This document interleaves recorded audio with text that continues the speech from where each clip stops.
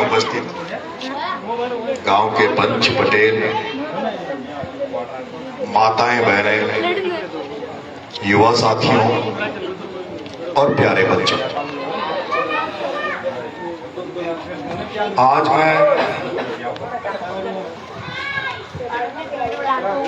इस क्षेत्र में एक मीटिंग थी बपावर में, उसमें आया था।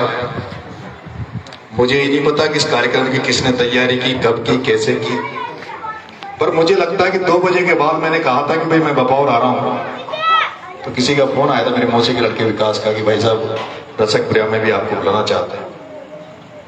तो मैंने कहा कि भाई बपावर आ रहा हूँ, तो इस बहाने से वहां के आसपास के जितने भी गांव होंगे उनमें भी जाके आ जाएंगे और गांव बस्ती के दर्शन हो जाएंगे, गांव के लोगों के दर्शन हो जाएंगे। और फिर मैं अपना एक गांव मांदलहेड़ी, वहां गए, वहां भी लोगों ने स्वागत किया। उसके पास में एक गांव है गुर्जर समाज का, वहां भी सारे गांव वालों ने मेरा स्वागत किया। उसके बाद मैं आपके गांव में आया हूं, सवाई माधोपुर करौली दौसा में। जब भी आपका ये बच्चा जाता है, बेटा जाता है, कई गांव में मेरा इस तरह का स्वागत होता है। मैं पिछले समय मैंने 12 में एक कार्यक्रम किया था, सचिन जी पायलट साहब के जन्मदिन पर ब्लड डोनेशन मैंने रखा था 12 में। तब हाड़ौती में केवल एकमात्र गांव था बपावर का, खुर्द। उस बपावर में मेरा डीजे पे वहां के युवा साथियों ने स्वागत किया था, लेकिन 2-3 घंटे के अंदर अंदर जिस किसी ने भी, मेरे को तो ये नहीं पता किसने ये कार्यक्रम रखा, किसने इसकी तैयारी की है, लेकिन इस 2-3 घंटे के अंदर अंदर आपने जिस तरह की तैयारी की, जिस तरह से स्वागत किया, जिस तरह से डीजे को लेकर गांव के बाहर से मुझे लेकर आए, इसलिए मैं आपको धन्यवाद देना चाहता हूं, आपका आभारी। ये पहला गांव, मेरा एक सपना था कि मैं हाड़ौती की राजनीति करूं, हाड़ौती की जनता की सेवा करूं, लेकिन जिस सपने के साथ, जिस उम्मीद के साथ मैं हाड़ौती की सड़कों पे घूम रहा हूं, हाड़ौती के गांव में घूम रहा हूं, गलियों में घूम रहा हूं, यहाँ की जनता अभी मेरे पे ज्यादा विश्वास नहीं कर पा रही, यहाँ के लोग मेरे पे ज्यादा भरोसा नहीं कर पा रहे। लेकिन आज जो भरोसा आपने किया, जो उम्मीद मेरे से की है, आपने जो आज आशीर्वाद मुझे दिया है, मैं और मेरा परिवार जिंदगी में आपका यह एहसान, आपका यह आशीर्वाद कभी नहीं भूलूंगा। और जो आपने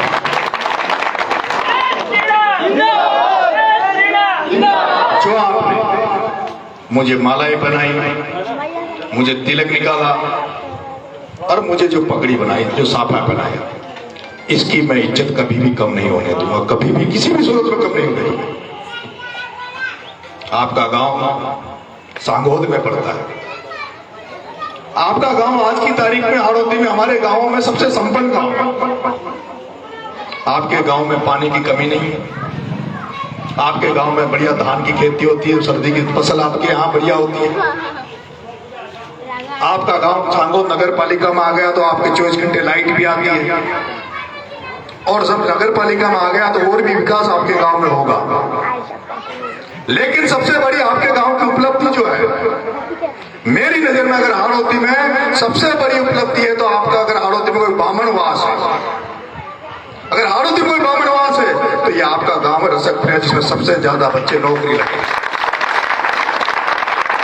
ये गांव इस बात का संदेश पूरी हाड़ौती को देता है, हमारे लोगों को देता है, हमारे परिवार को देता है कि अगर परिवार को, समाज को आगे बढ़ाना है तो सबसे जरूरत है नौकरियों की। और आपके गांव ने करके दिखाया, आपके गांव के बच्चों ने करके दिखाया। और आप सब बुजुर्गों, पंच पटेलों को धन्यवाद कि आपने उनको पढ़ाया, लिखाया, मजबूत किया, जिसकी दम पर वो नौकरी। मैं चाहूंगा कि हाड़ौती के हर गांव में, हर घर में बच्चे पढ़े लिखे, नौकरी लगे। मैं भी नौकरी लग जाता, मेरी भी अच्छी परसेंटेज थी। आपको पता, पिताजी ने खूब पढ़ाया, बड़ा भाई इंजीनियर है, छोटा भाई बैंक मैनेजर है, तो भगवान की दया से मैं भी कहीं RS first division, west division बन जाता। लेकिन जयपुर गया, और जयपुर में जब तारे क्षेत्र में रहा, वहां के लोगों को लगा कि इसको राजनीति में लाना चाहिए, तो वहां के लोग, वहां के मेरे छात्र भाई मुझे राजनीति में ले आए। 20 साल से जयपुर में ही राजनीति की, छात्रों के बीच में रहा। फिर धीरे धीरे समाज को जब जरूरत पड़ी, समाज जब सड़कों पे उतरा तो उनके साथ लड़ने के लिए सड़कों पे उतर गया। और उसका कारण रहा कि आपके बेटे को चाहे आप धौलपुर में खड़ा कर दो, तो धौलपुर में भी आपके बेटे के साथ हजारों लोग खड़े मिलते हैं, माधोपुर में भी हजारों लोग खड़े मिलते हैं, और दौसा में भी हजारों लोग खड़े मिलते हैं, तो अलवर में भी आपके बेटे के साथ लोग खड़े मिलते हैं, जयपुर में भी लोग खड़े मिलते हैं। और आपके बेटे ने ऐसे कर्म किया, आपके बेटे ने आपके समाज का वो सम्मान बनाया जिसकी वजह से वहां लोग आपके बेटे को छोटा किरोड़ी कहने लगे थे।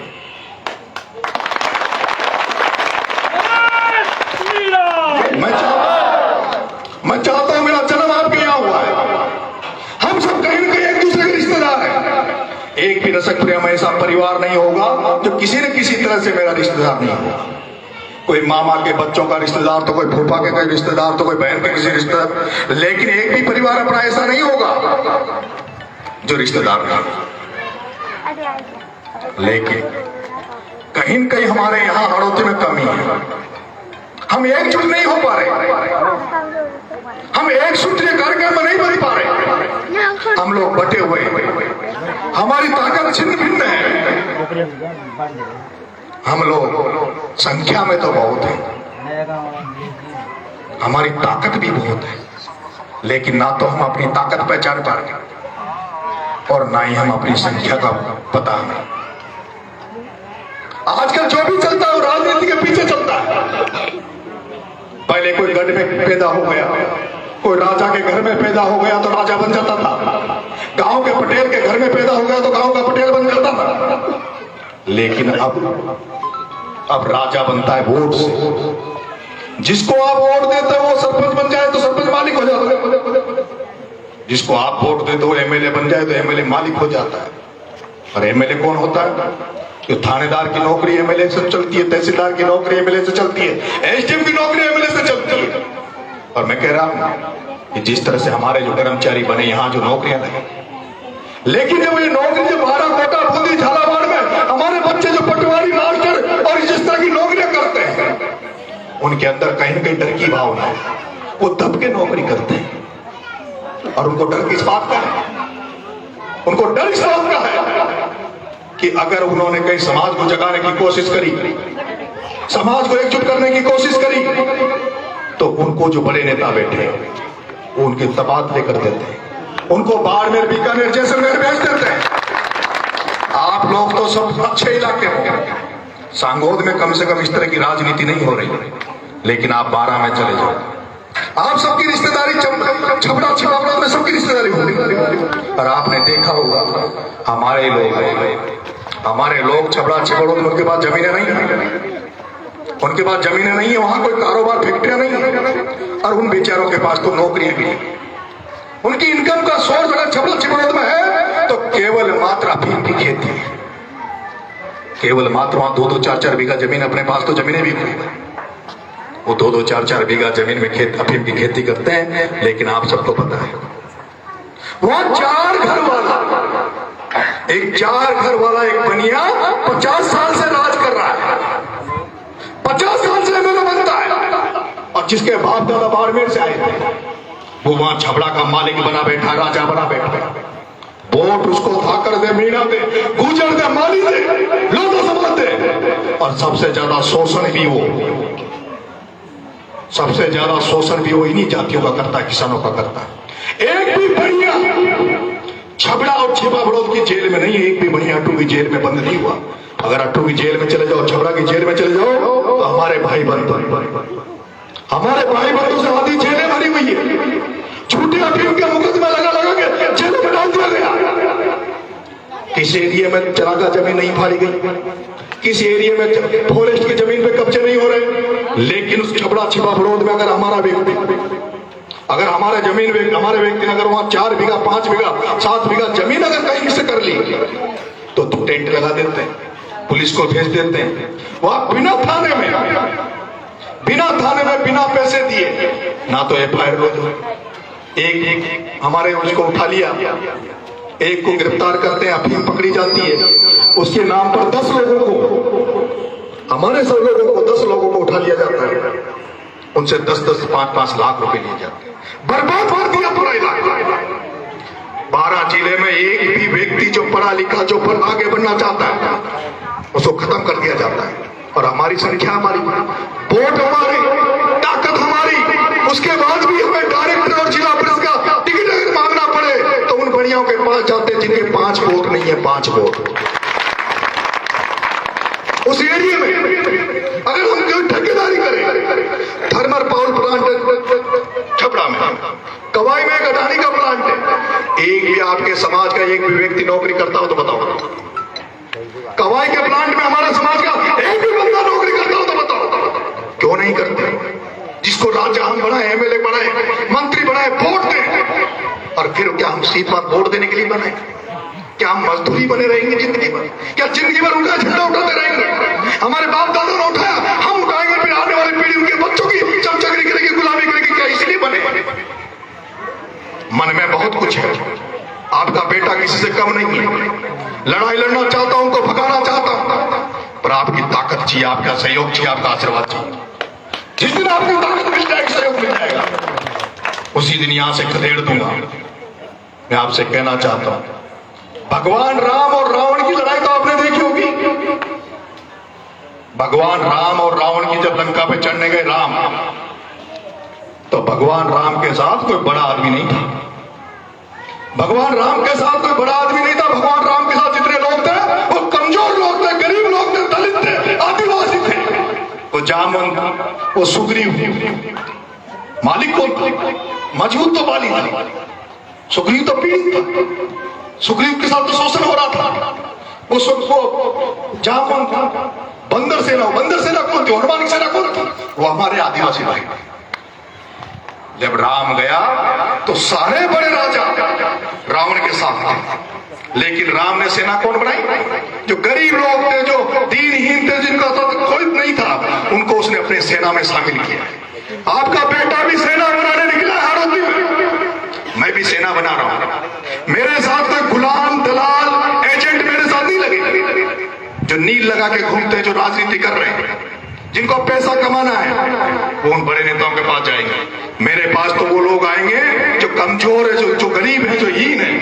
लेकिन मुझे पता है, जो गरीब, कमजोर, जो गांव का व्यक्ति होगा, वो जिसके साथ लग जाएगा, वो ईमानदारी से लगेगा, वो धोखा नहीं देगा। बड़ा आदमी धोखा देता है, गरीब आदमी कभी धोखा नहीं देता।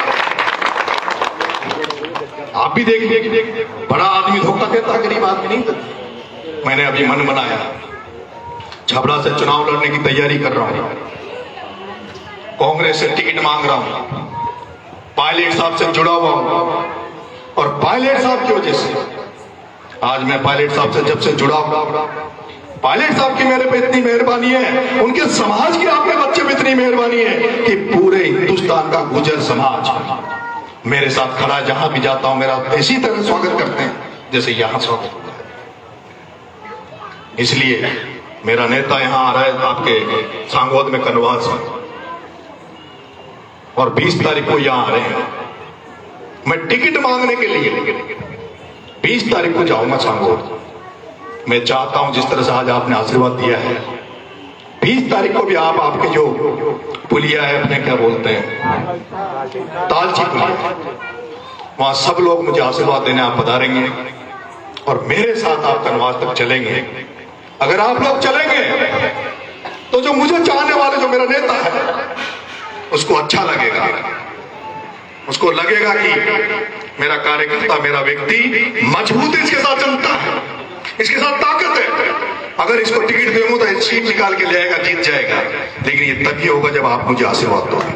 आपसे आशीर्वाद लेने आपके गांव में आया, और आशीर्वाद ही नहीं, भगवान की दया से, अगर आपके आशीर्वाद से इस बुद्धप्रिया के इस पंडाल में सबके आशीर्वाद, माताओं के आशीर्वाद, अगर मुझे टिकट मिला तो आपको भी मेरे लिए दिन रात वहां मेहनत करनी पड़ेगी, आपको भी मेरे प्रचार प्रसार में चलना पड़ेगा।